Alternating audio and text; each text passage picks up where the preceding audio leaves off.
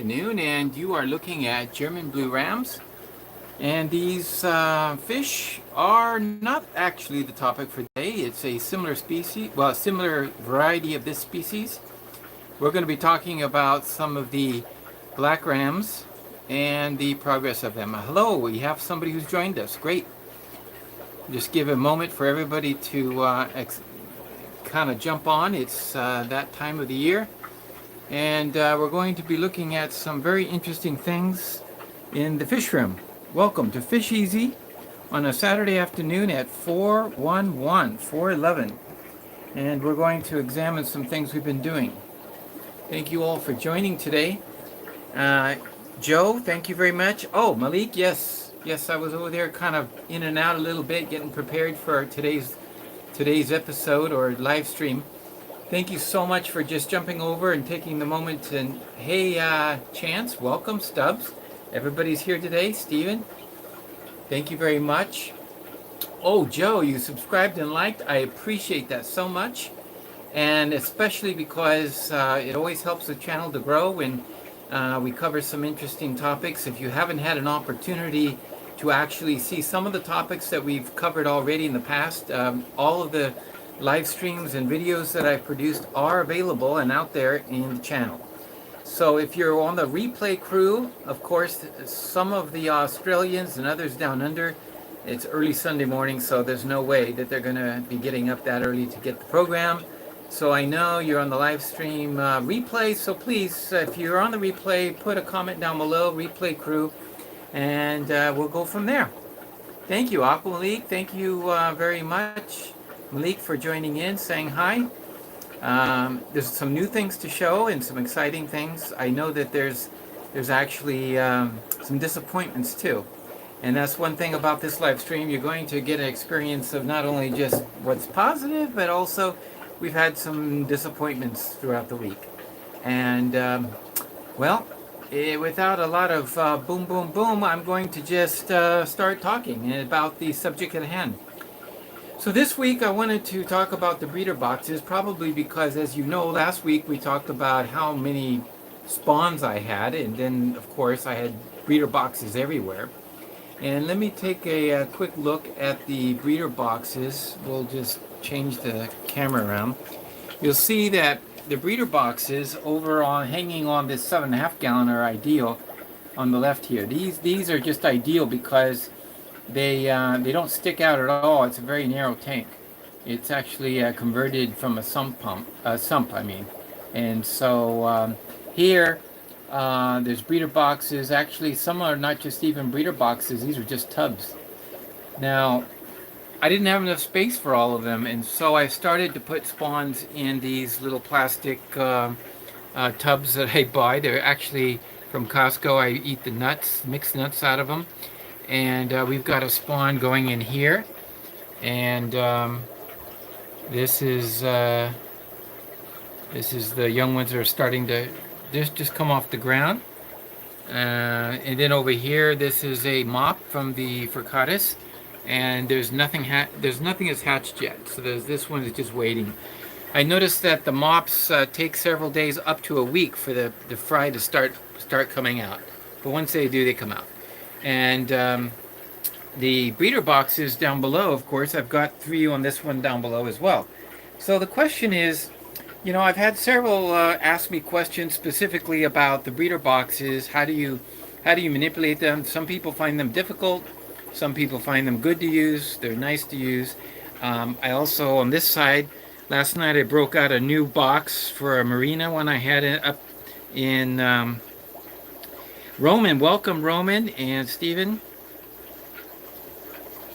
This is the large size. This is the marina, the large one.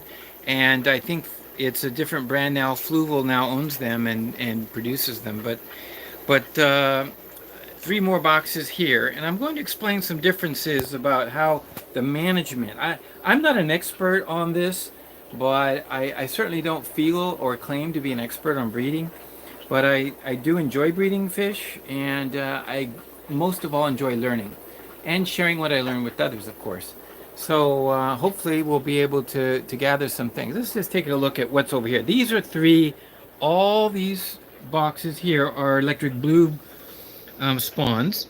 So looking at this one, you'll see that the fish are doing excellent. A nice group of electric blue rams, and they're moving about. They're a good size, and there's some detritus at the bottom due to the amount of baby brine shrimp that they're being fed at the moment.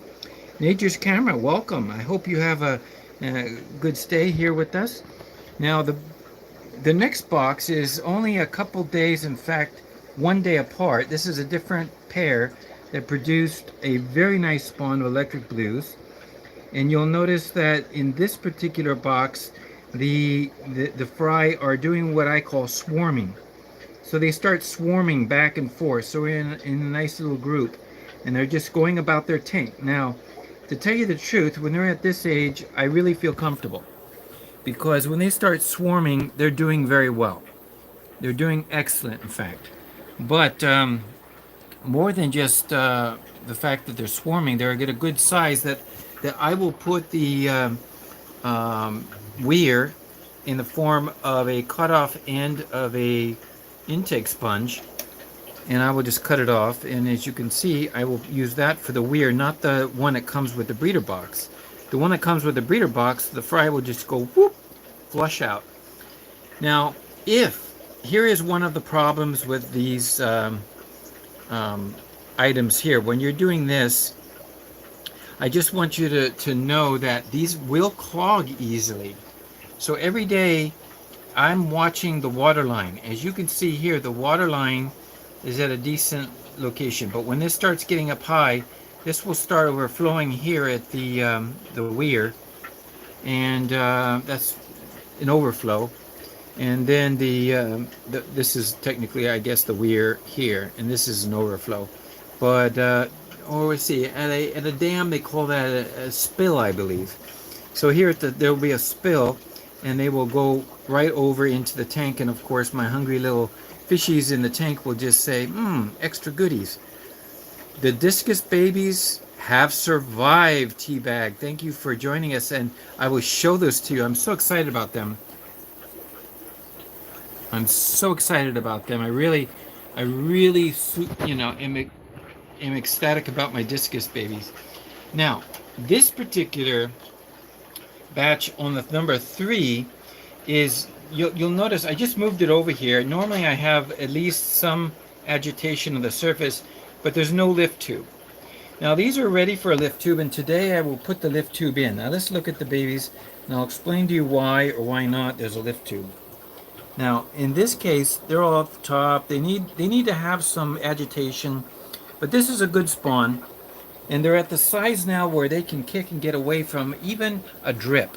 So I will start the lift tube with a drip. And the reason I start with a drip is because these things, if they're dry, for example, when I first put them in, if they're dry, they're not primed, and the water will not go through. Even though they're porous, water is not going to go through because it's not primed.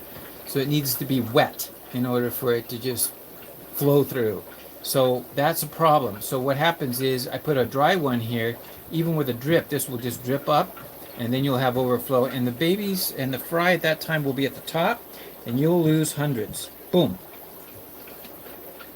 Yes, I believe the Zis breeder box and others are excellent choices. I don't have them, except for last week I may have shown you this one. I just got this from Sebastian, one of our subscribers, and I was over picking up some fish from him, and he handed this to me and says, hey, try this. So I am going to try this one, and I think it's a great option. It has a means for flowing the water in, and I'm anxious to try it. The one disadvantage, of course, is that it takes up space inside the tank, and these are on the outside of the tank, which kind of expands the area. But maybe that's not a disadvantage, maybe that's an advantage. So it kind of depends. But getting back to the age here, this is the age where I want to start putting a lift tube on. I'm going to give you an example of a failure this week. This is these are black rams. These are all black ram spawns. I've got 1, 2, 3, 4, 5. 5 of them this week, and I'm going to show you the problems I'm having with some of them and the others that I'm not. Now this is, of course, the first one. They're growing at a tremendous rate. There is a good lift tube flow, and I'm not worried about these babies getting out through the sponge. So this is an excellent case of how well they're doing. You'll notice that there's even a number of them that are light colored. So this particular pairing came from two black rams from Israel. So we're finding that yes, they do produce gold rams. So I'm assuming that these will be gold rams. So we're looking forward to some gold rams for the first time in the fish room. So here's another one, a different spawn, and this is doing well. It's quite full, in fact. I'm anxious to find 5 gallons for these and get them into a 5-gallon very soon. I don't want to drag my feet on that. Now here is the K. Now this is the same pair.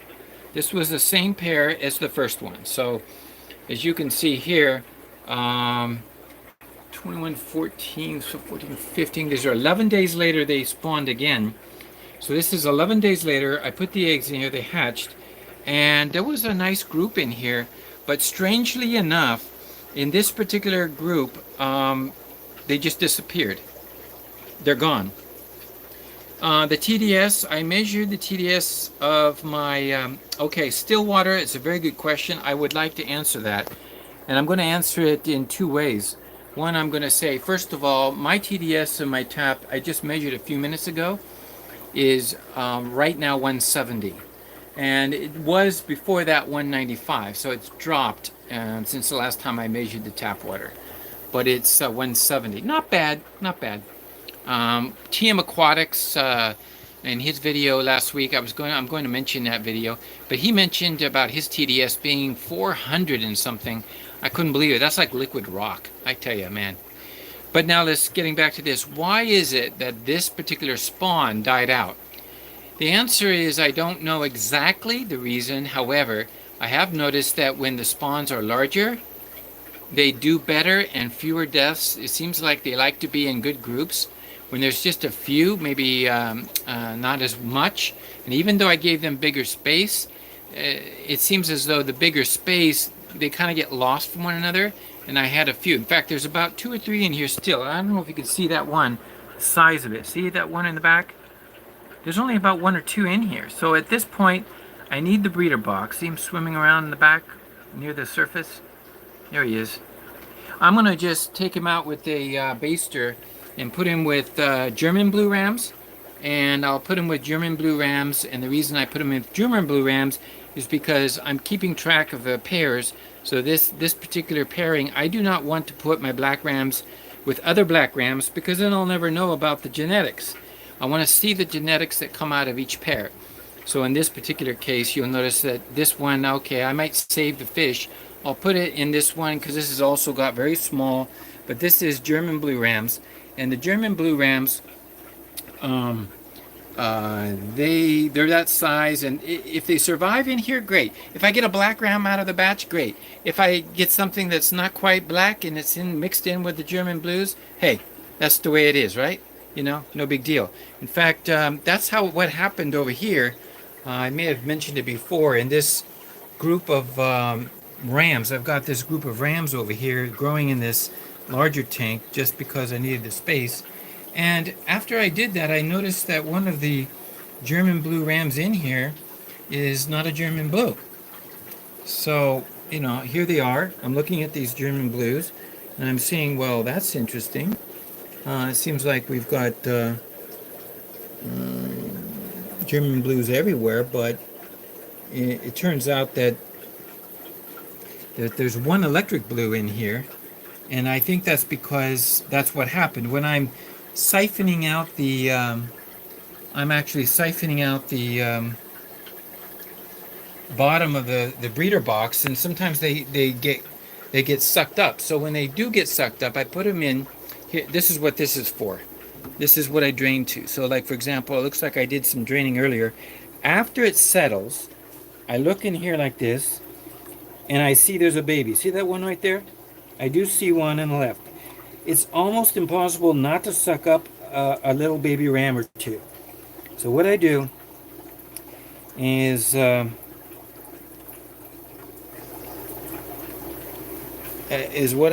basically take those and I'll just transfer it into another container for grow out. But at that particular one, I won't know exactly which parent or which one it was from. So that's what happens. So this is going to get cleaned out. I need the box. I had another box that got a crack and has been leaking all night over where the Lucipennis are, and I'll show you that in a minute. So the bottom line is, this tank here, for example, and this particular one, these are small, and the water, I have the aeration, and I have to change the water manually, so I don't have the flow. But they're at the point where these guys, I think they're big enough, and I'm going to actually remove the fish from this particular container and put them in a new one. Now, I'll tell you why. Because you see how murky it is? You see how I noticed that with some, they start developing, not all of them, but sometimes they start developing a bunch of, it looks like fungus starting to grow in the bottom, and that will kill off your batch. Now, it doesn't happen with all of them. Like, for example, looking at this, it's very clean. And but here's one that is ready for a change. These are black rams, and you'll notice that the container is really starting to collect baby. You see baby brine shrimp along the walls. And so what I will do with this particular breeder box, what I'm going to do is I'm going to do two things. These are now big enough I can put them with a lift tube and start, I would start to clean them up. But what I'm going to do is dump them into a different container. Now, the container, when I want to clean them up, I actually put them down here into a bucket with a cap full of bleach. So I have found that once they've been bleached overnight, I take them out and I actually will rinse it really well, and you start using them. You might think, well, there might be a little residual bleach in there and it might kill off all the fry. I haven't had that happen yet. I make sure I just rinse it very well, and then I pour these guys into the other container. And when I do that, yeah, some of the muck, but then the walls and the film and everything, and even on, I'm going to show you what's going on the top here.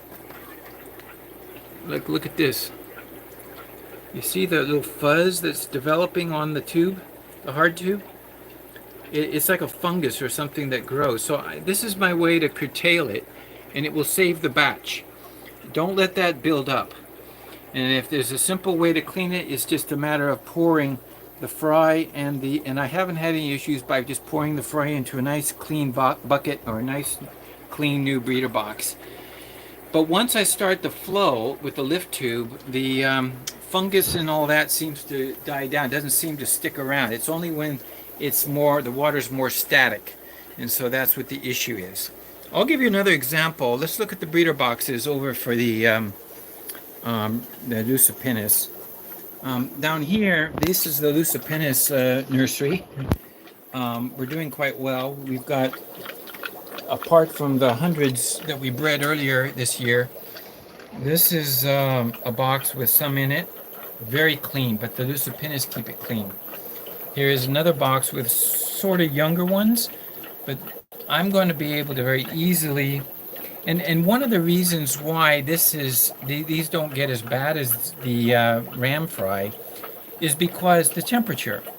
The temperature in these breeder boxes, or actually in this tank, is much cooler because I keep the catfish not as high, maybe 82 degrees in the tank that we were just at, but this is only probably 78. In fact, you can see I have a heater that's a fixed 78 heater, so this tank stays at 78 basically. I do have little fry sitting in here, and it's not heated, and they do quite well. And it turns out that this week it's a full moon, and the Lucipennis are going to town, so again, I was able to pull out of the trap another huge batch earlier this week. I'm going to put the flashlight on and see if we can see what's going on in here. Let me see if I can get them stirred up a little bit. You can see some of the fry. Yeah, see the fry moving around? There's a zipping around. So there's another big batch coming. The towel underneath this is wet. That's why you see that white stuff. That's not in the container. That's under the container. And I'm going to clean all that out once I replace the breeder box, because I noticed I'm dripping right here. You see the drips? Now, this happens. You got to be careful. You can't drop these things. This has a crack right at the top. In fact, the fish are fine because the water is being pulled in from the tank, but there's a crack right up here at this corner. And I don't know how, but you can see the water on my finger. Yep, water is just dripping slowly. So I put this underneath, but before I discovered the problem, this towel got all wet. So I'm going to have to dry it out. So I'm going to do that right after the live stream. Got a couple of maintenance things to do here.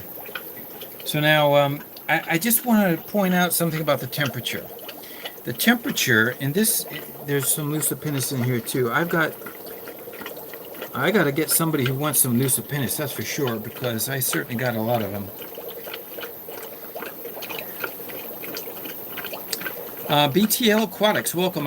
In which their airline, let me see what you were saying there, hits the bottom. I had to extend it with an airline for it to hit the bottom, and now I just use rigid airline and poke it through the big hole. Ah, yeah. Yeah, there's a hole at the top, and each one has one of these holes, and I've done that too. But I like the rigid line on the end. That seems to be the way to go. Now, I told you I would share with you some of my failures, and sadly, I lost just about all the fish in this one. This tank had all my Fricatus, a good group of them, and they're all gone. And there's only a few Lucipennis left. I lost 5 or 6 Lucipennis, but these have survived. Sadly, this tank, when they died, I immediately checked the water, and sure enough, nitrates were skyrocketed. They were out the roof, and so the nitrates in here, yeah, I was overfeeding and feeding and feeding. They were doing so well, but I wasn't changing the water fast enough, and they aren't on an automatic change system, so that was very sad. But the next tank over, I'll just be more cautious. These are still doing great. These are the fork-tail rainbows, or the pseudomogul Fricatus that were in there. And the other one, this one, I'm ready to take out the mops. It was interesting. I don't know if you see the little tiny Lucipennis in here. What I did was I had a batch of Lucipennis where there was only like 5 eggs. I had pulled out like 5 eggs or so, and I said, it's not worth doing a breeder box for 5 eggs. I said, no way. So I just tossed the eggs in here, and I didn't know what would happen with them, but the Fricatus don't eat off the bottom. But some weeks later, I suddenly started to see a few baby Lucipennis. So without any maintenance or care or anything, they somehow managed to survive and grow. So that's something to keep in mind. Sometimes it's just not worth it. You get, I'm going to end up with so many Lucipennis anyway, so there's just no point in it, right?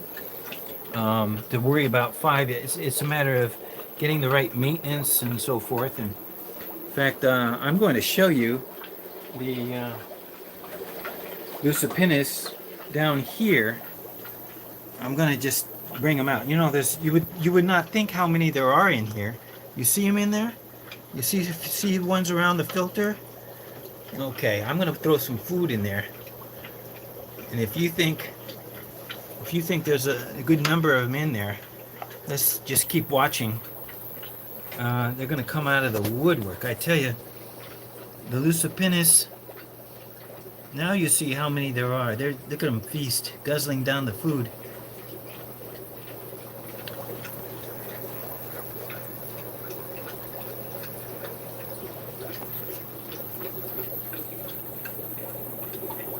Think those guys are ready for sale? I would think so. They're getting about the size where they wouldn't be eaten by most fish, and then Now, even over here, there's just as many over in this little cave. They hang out in there. There's tons of them inside, and they're coming out now. But yeah, I'm going to be putting them in a larger tank.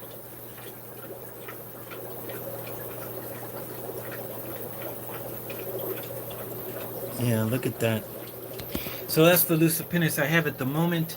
Um, I'll be looking to sell some of those as soon as possible, if it's possible. My tap water, since we were talking about the TDS, somebody asked about it. I'm just measuring my tap water pH. Looks like 8.6. It takes a while. This thing isn't fast. I have 8.66 for pH right now in my tap water. So just to kind of measure it again, 8.1 was what it was. And it says 8.6, but I'm going to get some other measurements. Oh, we just went right past the young discus. Somebody wanted to see the discus. Oh, sorry, Daddy. Yeah, these guys are a beautiful pair, and I'm anxious to see what it will be like when we've got this many discus in that beautiful color form. I think they're... hi, Reggie. Regis de Andrade, welcome. I always breed my green tigers, yeah. I have bred them before. I'm going to be putting some pairs together once I get some of these fish out of the room. My green tigers are just one of my favorites. And in fact, I told you maybe last week or in a last past one, the ones we raised this year, we put, remember, the checkered barbs and the green tigers. There is a beautiful one in here I really love. Let me see if I can spot it right here. You see, look at all the red on this one. I'm going to pull that lamp out. There we go. See if you can see the green tiger that's got the red. Look at that color in the fins. Just almost a full red. To me, it looks orange it looks orange in the camera, but in real life, red. So there's some little color off balance. Yeah, so I'm going to breed from this one for sure. Yeah, they're very easy to breed. They're not at all difficult to breed, the tiger barbs. It's just a matter of putting them together at the right moment when they're in condition, and you'll get plenty. And over here, the Furcutus parents, and we've still got the... Oh, and here we go, another exciting piece of news. The tank that we're going to use to raise the egg trap that we're going to use here for the... I finished it off this week. This week I took, you see the edges of the glass panel. In fact, let me just move this out of the way so you can kind of get a drift of the whole thing. So this side of the tank, I'm using the lift tube. The lift tube from the filter, and it's coming up. And Chris Stubbs Aquatics has, I mentioned last week, I also have the link in the, I will have it in the notes today, in the comment section, and it will talk about his review of the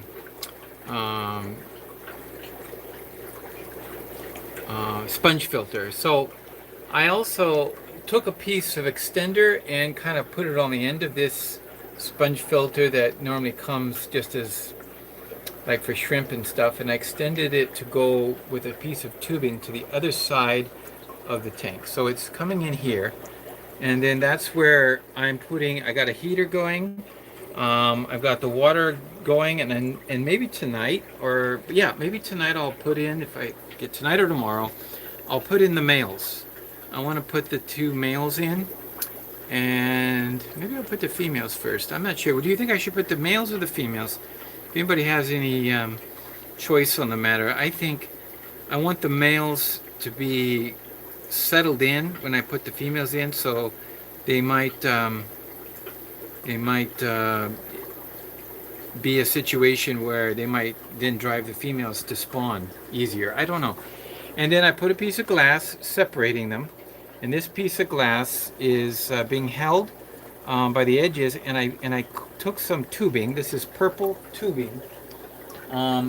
This is just purple tubing, and I cut a piece, and I take a razor blade and I sliced it down the side, one side.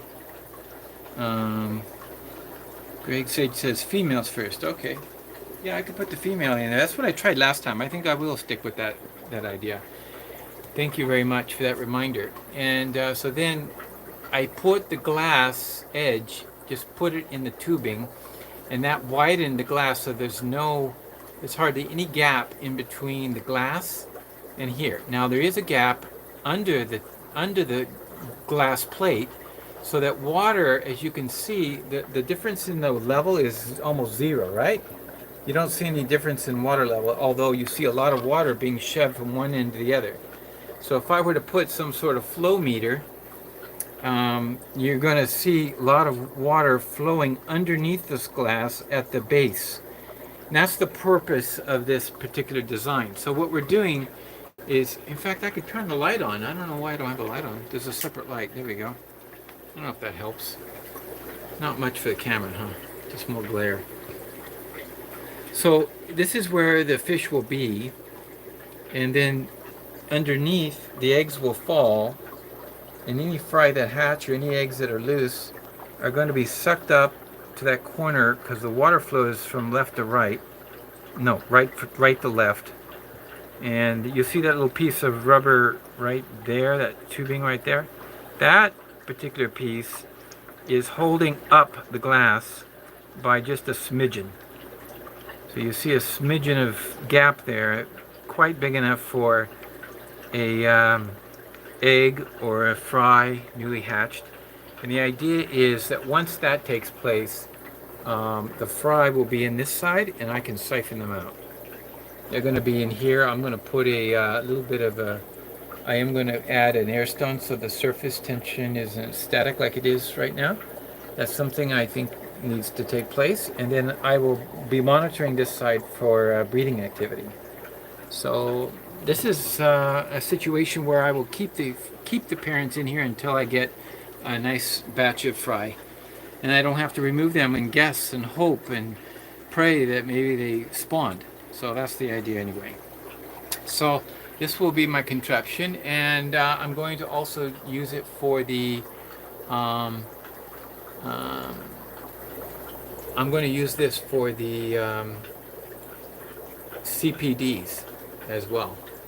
So the CPDs can spawn in here, and then I'm going to have maybe a lot of CPDs come out. I don't know which is the best one to start with, but maybe I'll just start with the Danios, get some Danios, then go on to the CPDs and see if I can do the same thing. So that's our project that we talked about weeks ago, and I finally got a few moments of time to stick that on and redo it, and then let the water sit. So that's what we're looking at. So I hope that little tour, that little explanation was helpful to everybody. I do know that I was, of course, talking about the breeder boxes and the temperature. And this was a Facebook comment that came in. I do have a Facebook page, and my username on Facebook is fishez.ca. That's fishez.ca. And my Instagram page is fishez.ca. I think I mentioned it wrong the other day, but they're both the same. So it's fishez.ca, the same as the website. So make it easy to know. Now, I wanted to just mention about temperature. Somebody asked me when they were looking at the Facebook pictures of the spawns that I had of the black rams, and they were saying, how do you keep the breeder boxes warm, especially when they're not using a lift tube and the water's not flowing through? The answer is, I do not keep the breeder boxes warm. The answer is something counterintuitive. Most people think that the 82, 83 degrees that you need to breed fish is for the fry. The actual answer is it's for the parents. It's a spawn inducer. The temperature is actually the trigger that is going to get them to spawn and to take care of their fry. That's what happens. But the fry do not get cold. And I've had this room, and I've got one of these. I'll show you what I got in the wall. It gives you a good idea of what's really the case here in the room. Now, this is a device that keeps track. Right now, it's a little high humidity. I have the door closed, but it's 81 in here.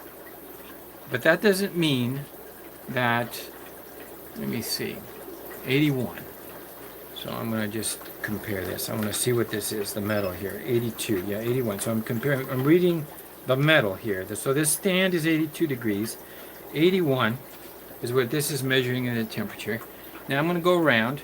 Here is, maybe due to evaporation, I don't know, this one is 78. 78. This particular batch from pair N is not doing so well. Theirs seem to be dying out. I don't have high expectations for this batch. So yes, not all my batches come out. I'm going to work with it a little bit more and see if I can develop it, but they're not swarming. They should be swarming. Now this batch right here, on the other hand, is doing super great, and I'm really impressed by this pair M because I see no gold rams in here. Or maybe there's one lighter one. There's one lighter one in there, but that doesn't look like a gold one like the other batch. So this one might produce no gold rams, and that's interesting that this pair, the male and female, would produce none. So measuring this one, 78. Let's take a look at this one that's got a heater in it. 81. So maybe the heater's not that set. It's kind of warm because the room is 81. But for some reason these, okay, this one is got a drip, and it's dripping from a tank that is heated. So it says 80, so it doesn't say 74. I'm not expecting this to say 74. And here's one, I'm expecting it to say 80. They're all the same because they're dripping. Okay, it might be something less. Let's look at the tank itself. Yep, same temperature. So whatever I have the lift tubes on, they do stay the same. But these cooler, these are in containers, and these are not at 80 degrees. Let's take a look at this one. 77. Something cooler, probably due to the evaporation. Some evaporating going on, and so it cools it down a little bit. And now it's appropriate time to mention what Malik was talking about his live stream. If you were at Malik's live stream and he asked the question about humidity, well, the fish don't see it as hotter in the room because of the humidity. They read the temperature of the water. The water is a temperature. Humidity only makes things hotter because human beings have perspiration. And so our perspiration keeps us cool because our body temperature is so much higher than 81, right? If the room is 81, I feel cool when perspiration or moisture evaporates through my skin, through the pores of my skin. So that's the process, evaporation. Now, if I'm a fish in water, there's no evaporation. There's no concern about or any difference if there's actually feels like temperature. It to them feels like is what it is. They feel what the temperature of the water is. They don't have that same cool down mechanism. And they're also known as a cold-blooded fish, or reptiles the same way, because they take on the temperature of the water. They take on the temperature of their surroundings. And so that is the temperature. So if the humidity gets really high in the room or in the neighborhood or in the house, fish won't notice the difference. They won't say, "Oh man, I feel extra hot today because it's so humid." No, but the humans will, because they can't cool down like they normally do. So I hope that explains in simple terms why humidity doesn't really play a big factor with the temperature of fish in water. 100% humidity, obviously. They're in water. So that covers that point. Going a little further on the explanation, I also have found that the breeder boxes, when they are cooler than, say, 80, 81, maybe 78, I find that the fish do better. The fry actually do better for me. And this is just, I'm not a scientist, I can't explain it. I don't know the reasons why that is, but I do know that mucky, fungus type of growth that takes over the breeder box when too much food is being added and not enough water change, and I do know that it grows slower when it's cooler. But let's take some eggs, and I put the eggs with methylene blue to keep as a fungicide, but I've noticed that as long as the temperatures are not high, they do great. Now, for a while, I was doing something that I shared with you, and if we look over and look at the breeder boxes hanging off there, you see these breeder boxes. This one, and this one could be reversed, and I had them inside the tank to try to keep the temperature elevated to 80 plus, 80, 82. I did that for a while, and I discovered very quickly that it doesn't have the benefit that I was expecting. And that's another reason why the cooler temperatures actually turned out to be better for the fry. Now, be that as it may, I just want to mention that one of the problems I was experiencing was that the breeder boxes, when they were warmer, started producing a lot of infusoria. So much so that the water would turn cloudy, and you can look into it very carefully with a magnifying glass, and the fish were swimming in a cloud of infusoria. And of course, it was too much for them to handle. So I was constantly changing the water that when they were inside the box, inside the tank. But when the box is mounted on the outside, I think that it just turned out to be best. And also the infusoria issue goes away. No issue with the infusoria.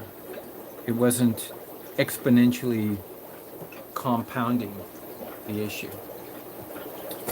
So I hope that explains why I found, for many reasons, a cooler temperature. That doesn't mean, though, I keep them at 74 degrees or 78 degrees all the time. When they're at the point when they're just old enough to go with the lift tube, that's when they're going to be raising the temperature to the temperature of the tank, and I keep the tank water maybe 80 to 82 for these rams. That is perfect because at that age they're eating a lot more food, they're metabolizing a lot more, and the little warmer temperature is good for them. But when they were smaller, and especially when they were just kicking about, I found that they're on their egg yolks. They're not actually in need of warmer temperatures to digest their food, because I think the egg yolk is very easily digested compared to the baby brine shrimp and the vinegar eels and so forth. So thus far, especially with the black rams, I have been very careful about not adding too much paramecia. I add just a little bit maybe on the first day to help with the smaller ones, because they all hatch a day early. Again, counterintuitive. One would think that with higher temperatures they're going to hatch quicker. But I found that at the lower temperatures they're hatching quicker than the German blues. They're hatching in 2 days rather than 3. Now, why is that? Why is it they're hatching sooner? Well, I think they're all premature. I think that the... I have my tea here. I did fix myself a cup of tea. Hope you're enjoying the beverage of your choice where you're at. Mine is Earl Grey, and that's a moment to help my throat. So the idea is that the metabolism makes a difference, and the temperature is a difference. I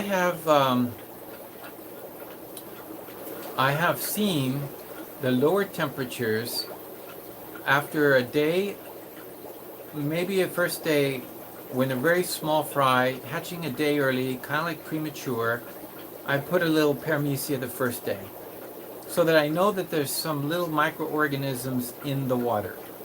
That's important.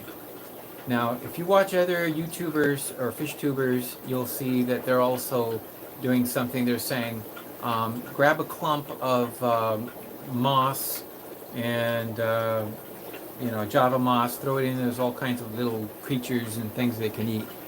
That's true. But if you're like me and I have a steady supply and great quantity of paramecia, I'm just gonna put some, a baster full of paramecia and call it a day.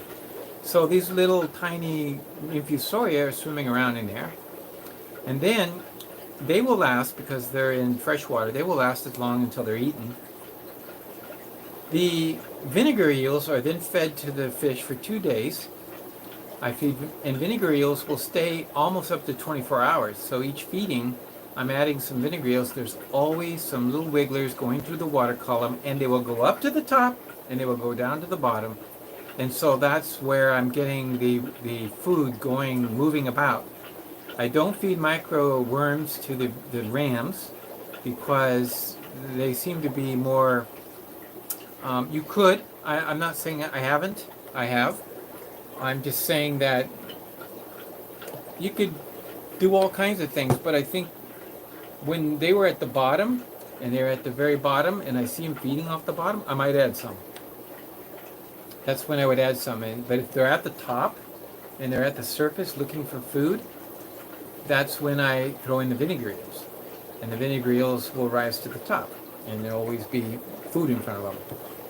After 2 days of the vinegar eels, and maybe the microworms, I will then start putting dabs of baby brine shrimp in. So by day 3, I'm starting the baby brine shrimp, and I'm putting a little bit each day, not overdoing it, so otherwise you'll have a carpet of dead baby brine shrimp in your breeder box, and I don't want that. I just want it just a little bit, so there's a few floating around, and let them attack it, Within 3 days of doing this bit by bit, I'm seeing their bellies turn pink. They're kind of orange bellied, and when I look in the group and I see all of them orange bellied, I stop with the vinegar eels, and I just feed the baby brine shrimp from there on out. So that's the procedure for when they're just born and for they're very small, and that works ideally. So I hope, let's see if there's any questions here. Do I breed Cory catfish? I have in the past, and I've unfortunately had issues with fungus, and the eggs don't all hatch. I was able to get some, and this year I didn't get any eggs, but I didn't really give them much attention or proper water changes. I was focusing on other things like the rams. So I have 2 species in my fish room of Corys. I have orange laser, and I have Venezuelan orange, Venezuelanas. So those 2 I've bred from both. I've gotten fry from them both, but not many. Just a few, enough to just put back into the breeding colony. So I've got them here.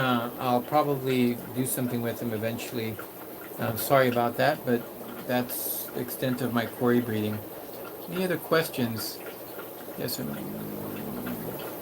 I wish the blender comes in a smaller size. I only hatch half a teaspoon. Yeah, you know what I was thinking, just so you know, the bottles I use, I also have a 1-liter version. So let's see if I get this out of the way. So just to show you, I have, where's that bottle? Oh, thought I had it here.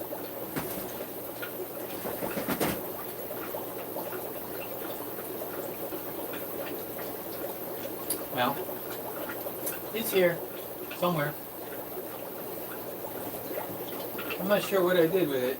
It was right here. It was sitting right here a day or 2 ago. You can't move anything without losing it. Got to be super careful about that. Sorry about that. So I just used the 1-liter bottle. If I was going to do that, and I'm not going to use much baby wrench shrimp, I could reduce half the quantity of salt by just reducing the size of the bottle. The other choice is to take the 2 liter bottle and mark the halfway point. Use half the water, but still use the half. So a lot you can do. I'm not understanding exactly why you couldn't just reduce the amount of water and half the water and half the salt, and come up in the hatcher the same way, right? Not sure what was meant there. Feeding frenzy might make a good short TikTok video. Probably so. Feeding frenzy. Teabag, thank you very much for your comment there. I don't have a TikTok account, but it certainly would. So that's the questions for today. I want to just mention as we conclude today's live stream, I have a lot to do today. I have to get over to the expansion tanks. I know my grow out tanks. I have to do a few things there today, so I'm going to I might live stream later. If I do live stream a little later, it'll be more of an informal thing. If you want to pick up on that and get a chance to see some of the bigger tanks that the fish will be growing out in, and that will be later tonight. So also the videos I've watched this week, I wanted to mention one that was extremely good. It's going to be the link is going to be down below in just a few minutes. When I finish this live stream, I will update the comments. I actually did a mistake today and started the live stream as private instead of public, and I had to restart it. So I had it all set up perfect, and then somehow I didn't get it right. I never do get it exactly right. Catfish Kingdom, thank you. You just arrived on the way out. Catch the replay and be sure to restart it so you can see it from the beginning. I'm going to mention this TM Aquatics. Tom was interviewed by the Fish Mafia, and that's the video of the week. I really tell you, I really enjoy watching Tom's fish room, but he gives a 10-minute tour of his room. Immaculate, you know, everything about his fish room, and he has this huge 134 breeding group, Pleco breeding group in one of his super humongous tanks, and he kind of honestly says he's not that happy with that and setup and wants to do something different with that. And I understand completely. And I have also found that bigger is not always better, and I agree 100%. You know, do your breeding colonies, and you don't want to put all your eggs in one basket anyway. I was thinking to myself, wouldn't it be nicer if you had some smaller groups that will produce well, maybe those 60 gallons. He's got 60-gallon low boys, footprint of a 75. Wow, three tanks, 3-tiered tanks. One day when I grow up, I want to be just like Tom. I know that's for sure. That setup he's got there and demonstrated is awesome. And just watch that little video on his interview on the Mafia, just for the sake of seeing that setup. He did a video last week, and TM Aquatics video he put out that he featured the 60-gallon tanks. Very nice, Tom. Tom, that's a thumbs up. I know you do watch my channel. I appreciate that very much. And again, I never can seem to get enough of your stuff and information too. I learn a lot. And I even got, if I do have some Cory eggs, I do have what we call those bubblers or egg tumblers, and that you had, and I got one or two here in the fish room, and I want to put that into play. That will be interesting. So if there's any more questions to finalize, anything else? I don't see any more questions, but thank you all for joining us, and if you can be sure to do a thumbs up and subscribe if you're not, so you don't miss out on anything.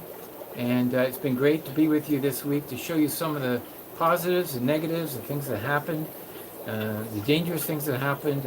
As you can see, it's a lot of work when you get close to 15, 16 breeder boxes.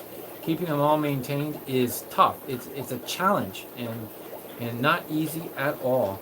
So that's why I have the nursery right here in my house, only about 10 feet from my bedroom.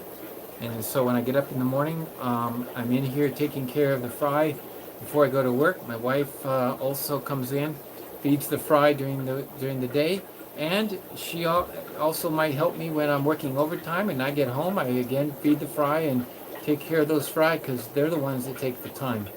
And then of course I picked up another batch. Oh, I misspoke, didn't I? I said I have 1, 2, 3, 4, 5 batches of black rams, but I just last night picked up another batch of black rams, and that's what's okay. That's what's right there. We not even marked. That's why I haven't marked it yet. That's that dark one here. This is another batch of black rams.